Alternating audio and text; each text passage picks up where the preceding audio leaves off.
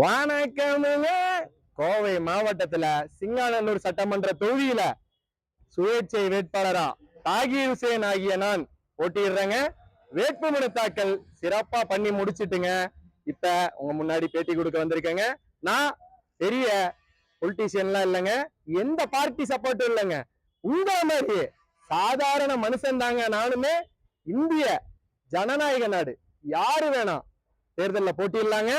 போட்டியிட்டு நீங்க ஜெயிச்சு எம்எல்ஏ ஆனா உங்க தொகுதிக்கு நீங்க நினைக்கிறத பண்ணலாம். நீங்க நினைக்கிறத பண்றதுக்கு தான் நான் வந்திருக்கேங்க. ஒரு ஓட்டு, ஒரு ஓட்டு உங்க வாழ்க்கையே மாற்றக்கூடிய ஒரு ஓட்டு எனக்கு பண்ணுங்க, சப்போர்ட் பண்ணுங்க. ஏப்ரல் 23ஆம் தேதி தேர்தல் நாள். ஒரே வாக்கு உங்க வாழ்க்கைக்கு இன்னொரு புத்துயிர் கொடுக்கிற மாதிரி ஒரு வாக்கு எனக்கு கொடுங்க.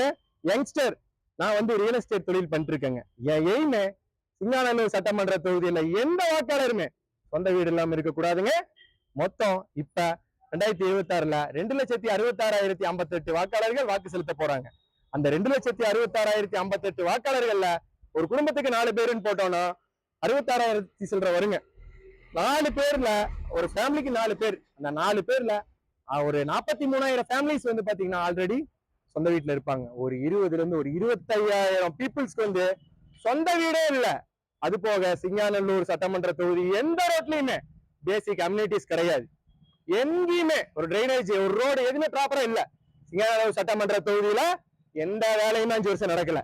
எனக்கு வாக்கு செலுத்துங்க. உங்க கூட உங்க வீட்டு பையனா நான் நிப்பங்க. உங்களுக்கு எந்த தேவைனாலும் சட்டமன்ற அலுவலகம் எப்பவுமே உங்களுக்காக திறந்தே இருக்கும். சிங்காநல்லூர் சட்டமன்ற தொகுதி வாக்காளர் பெருமக்களே, ஒரு யங்ஸ்டருக்கு ஒரு ஓட் நீங்க பண்ணி ஒரு மாற்றத்துக்கான ஒரு விடியலை சூஸ் பண்ணுங்க. ஏப்ரல் 23 தவறாம வாக்களியுங்க. உங்க சின்னம் எப்ப சொல்லுவாங்கன்னா ஒரு 2 நாள்ல சொல்லிடுவாங்க. என் பேர் தாகீர் ஹுசேன், ஞாபகம் வச்சுக்கோங்க. சின்னம் கிடைச்சோன்னு அடிக்கிற ஒரு அடியும் ஏப்ரல் 23 ஒவ்வொரு அடி அந்த இவிஎம் மிஷின்ல இருந்து வரக்கூடிய சவுண்டு உங்க வாழ்க்கையே மாத்துவதற்கு நான் கேரண்டிங்க. நன்றி, வணக்கமுங்க.